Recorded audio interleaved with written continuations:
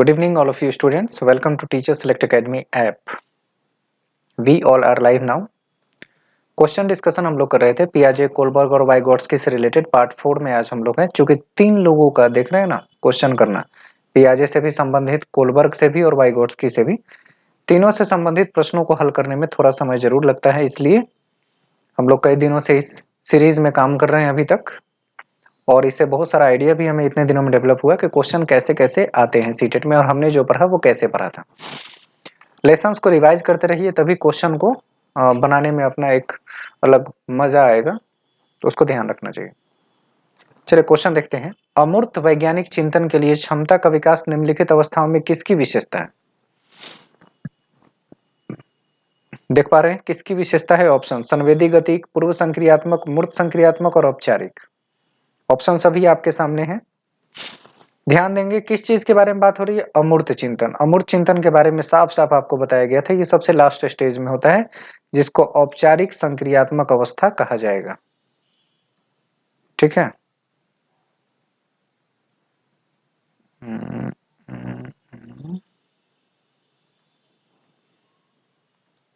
ये जो औपचारिक संक्रियात्मक अवस्था आप देख पा रहे हैं, ये आपके लिए सही उत्तर है। दूसरे प्रश्न को देखेंगे।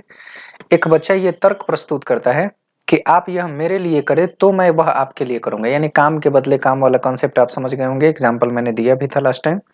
यह बच्चा कोलबर्ग के नैतिक तर्कना की किस अवस्था में है? सहायक उद्देश्य, दंड और आज्ञा पालन, अच्छा लड़का अच्छा लड़की, या सामाजिक अनुबंधन? भाई लेन और देन दोनों की बातें हो रही है, तो क्या है? दंड और नहीं, सहायक उद्देश्य अभिमुखीकरण को प्रदर्शित कर रहा है। आपका आंसर पहला है। गलती से मैंने दूसरे पे अंडरलाइन कर दिया, दूसरा नहीं है, ध्यान रखिएगा। पहला उत्तर है सहायक उद्देश्य अभिमुखीकरण, यानी काम के बदले काम, हाथ के बदले हाथ, आंख के बदले आंख। कुछ याद आया एग्जाम्पल? उसको सहायक उद्देश्य अभिमुखीकरण कहा जाता है। Hope you all are understanding. Next question है मानसिक संरचना, जो चिंतन के निर्माण प्रखंड है, इसके लिए पियाजे ने क्या, मानसिक चिंतन को पियाजे ने क्या कहा है? इतना सिंपल सा सवाल, जवाब में आपको कोई प्रॉब्लम नहीं है। उसको स्कीमा कहा, स्कीमा की अवधारणाएं उसका नाम दिया गया। देख पा रहे हैं? स्कीमा की अवधारणाएं, जो मानसिक संरचनाएं हैं, मेंटल स्ट्रक्चर, उसको स्कीमा कहा था उन्होंने।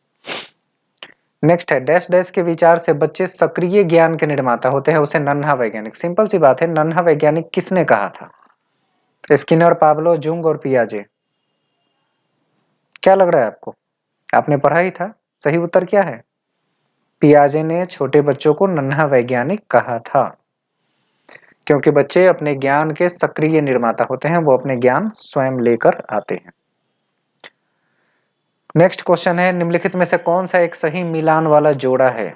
मूर्त संक्रियात्मक में बच्चा संधारण वर्गीकरण करता है, औपचारिक में अनुकरण, प्रारंभ और कल्पना परक खेल खेलता है, शैशवावस्था में तर्क का अनुप्रयोग और अनुमान लगाता है, पूर्व संक्रियात्मक में निगमनात्मक विचार। कौन सा जोड़ा है मिलान वाला जोड़ा है? सही वाला ढूंढना है आपको।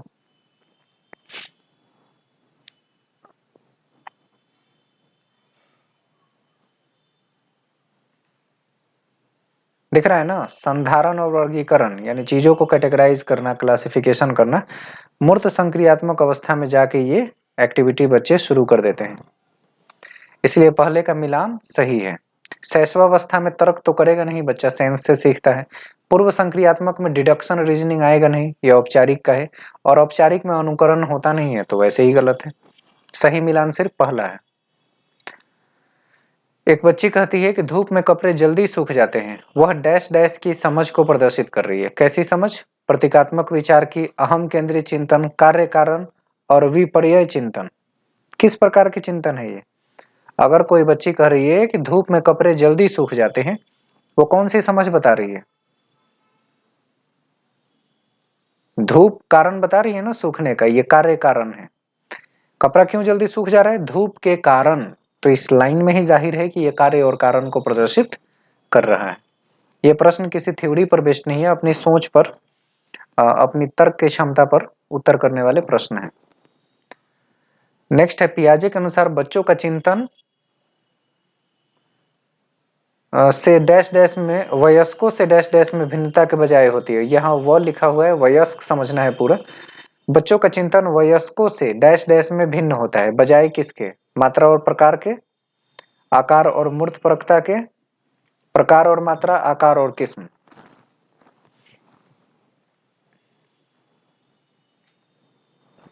कौन सा सही उत्तर है?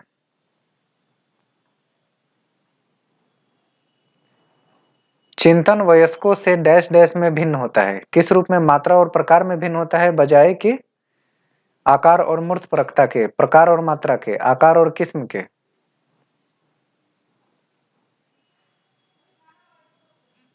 इसमें प्रकार और मात्रा, इस आंसर को फिट करके देखिएगा। सवाल में भी थोड़ी सी कमी सी नजर आ रही है, जैसे कोई एक वर्ड यहाँ मिसिंग है जिस कारण क्वेश्चन क्लियर नहीं हो पा रहा है। तो प्रकार और मात्रा के बजाय किस चीज में, क्वालिटी में भिन्नता होनी चाहिए। तो प्रश्न में थोड़ी सी कंफ्यूजन है। जब तक प्रश्न क्लियर न हो जाए तब तक इसका सही उत्तर चुन पाना समझा नहीं कि किसके बजाय कैसा हो जाए। तो जो एक बजाय दिया रहेगा तब तो उससे कंपैरिजन करेंगे। तो मुझे लगता है या तो क्वेश्चन के इसमें सेटिंग में कुछ प्रॉब्लम है या टाइपिंग में कोई मिस्टेक हो गई है। तो इसको हम लोग नेक्स्ट टाइम डिस्कस कर लेंगे, है ना। देखेंगे ऐसे प्रश्न क्या है। निम्नलिखित में से कौन सा एक आधारभूत सहायता का उदाहरण है? आधारभूत सहायता यानी फंडामेंटल हेल्प कौन सा उदाहरण है? अनुबोधन और संकेत देना तथा नाजुक स्थितियों पर प्रश्न पूछना, शिक्षार्थियों को प्रेरित करने वाले भाषण देना, प्रश्न पूछने के बढ़ावा को बिना स्पष्टीकरण देना, मूर्त और अमूर्त दोनों प्रकार का उपहार देना। आधारभूत सहायता क्या है? बेसिक हेल्प देने का क्या मतलब है? बच्चे कोई काम कर रहे हो तो कई बार होता है ना, कोई क्लू दे देने से, एक आध दो शब्द बता देने से वो उत्तर को क्लियर कर पाता है। यानी जब आवश्यकता हो तो थोड़ी सी उसकी मदद कर दीजिए, संकेत दे दीजिए, अनुबोधन दे दीजिए, या जब नाजुक स्थिति हो तो उस स्थिति में कोई प्रश्न उससे पूछ लीजिए ताकि उसको याद आ जाए कि अच्छा ये इससे संबंधित है। समझ पा रहे हैं? तो थोड़ी सी वो हेल्प कर देना, वो क्लू दे देना, वही आधारभूत सहायता का उदाहरण हो सकता है। नेक्स्ट है, वाइगोट्स्की के अनुसार बच्चे सीखते हैं कैसे? पुनर्बलन से, परिपक्वता से, अनुकरण से, या वयस्कों और समवयस्कों के साथ परस्पर क्रिया से। उत्तर बहुत ही आसान है, सामाजिक सांस्कृतिक सिद्धांत इनकी देन है। तो परस्पर क्रिया यहाँ महत्वपूर्ण रूप से बता रही है कि समाजीकरण पर बल दे रहा है। तो वयस्कों और समवयस्कों के साथ इसमें भिन्नता पाई जाएगी। ठीक है। नेक्स्ट है, कोलबर्ग ने प्रस्तुत किए क्या? संज्ञानात्मक विकास, शारीरिक, संवेगात्मक और नैतिक विकास। इससे भी आसान प्रश्न होगा। इसको कहते हैं सबसे लो लेवल का क्वेश्चन। भाई कोलबर्ग ने नैतिक विकास के चरण प्रस्तुत किए थे और कुछ नहीं किए, वही सब स्टेज वगैरह बताए थे। समझ पाए? नेक्स्ट है, पियाजे और वाइगोट्स्की के अनुसार एक रचनात्मक कक्षा कक्ष में अधिगम कैसी होनी चाहिए? उद्दीपक और अनुक्रिया के जोड़ से, शिक्षक द्वारा पुनर्बलन प्रदान करके, शिक्षार्थियों द्वारा स्वयं सृजित किया जाए जो एक सक्रिय भूमिका निभाए, या शिक्षक द्वारा लिखा दिया जाए। भाई पियाजे तो सक्रिय ज्ञान निर्माता होने की बात करते हैं ना, इसलिए तीसरा ऑप्शन आपका इसके लिए सही उत्तर है।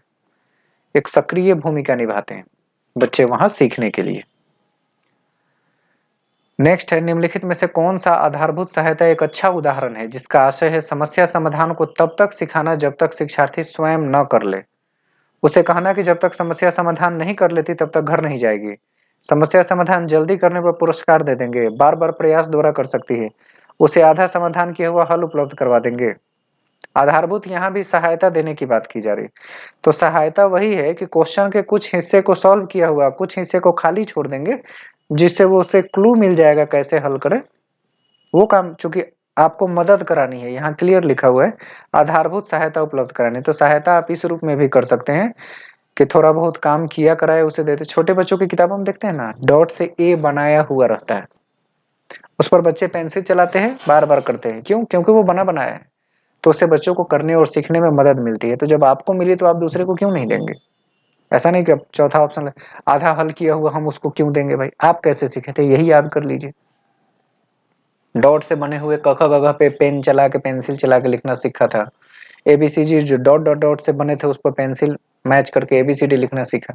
आप करे तो ठीक, दूसरे करे तो खराब। बहुत से लोगों ने सीटेट में ये गलत किया था कि आधा किया हुआ सॉल्व कैसे दे देंगे, ऐसे ही देंगे जैसे आपको मिलता था बचपन में। समझ पा रहे हैं ना? पियाजे के अनुसार विकास को प्रभावित करने वाले में निम्नलिखित कारकों में किसकी भूमिका महत्वपूर्ण होती है? अनुकरण, पुनर्बलन, भाषा और भौतिक विश्व के साथ अनुभव। पियाजे किस पे जोर देंगे? बस सिंपल सी बात है, अनुकरण पुनर्बलन पे जोर देते नहीं है, कहते हैं चीजों को करके सीखे, यानी कि भौतिक विश्व के साथ, भौतिक जगत के साथ अनुभव करके सीखने की बात करते हैं। समझ पाए? 63 नंबर प्रश्न, चौथा उत्तर। नेक्स्ट है, पूर्व संक्रियात्मक काल में आने वाली संज्ञानात्मक योग्यता कैसी होती है? दूसरे के दृष्टिकोण को समझने की योग्यता, अभिकल्पनात्मक, अमूर्त चिंतन या लक्ष्य उद्दिष्ट व्यवहार की योग्यता। कौन सा सही है? दूसरे के दृष्टिकोण को समझने की योग्यता उसमें आती है, दूसरे की बातों और भावनाओं को समझने की।